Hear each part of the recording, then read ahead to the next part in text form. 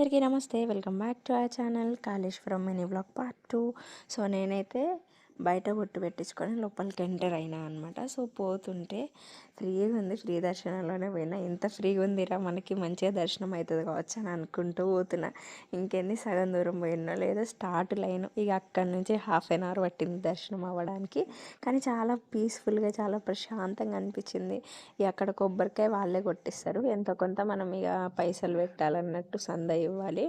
So అక్కడి నుంచి అయితే దర్శనం చేసుకొని బయటకు వచ్చిన. ఎక్కువసేపు చూడలేకపోయినా శివలింగాన్ని. పాండి పాండి అని అన్నారు ఊరినోళ్ళలోనే. సో కొంచెం సేపు అయితే అట్లా చూసి బయటకు వచ్చిన అనమాట. నాకు ఇది చాలా ప్రశాంతంగా, పీస్ఫుల్గా ఈ న్యూ ఇయర్ జరిగింది అంటే దానికి కారణం నా శివయ్యనే.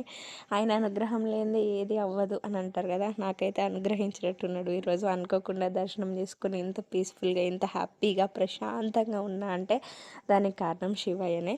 మీకు ఇలాంటి డే జరిగిందా? Let me know in comments. Bye bye.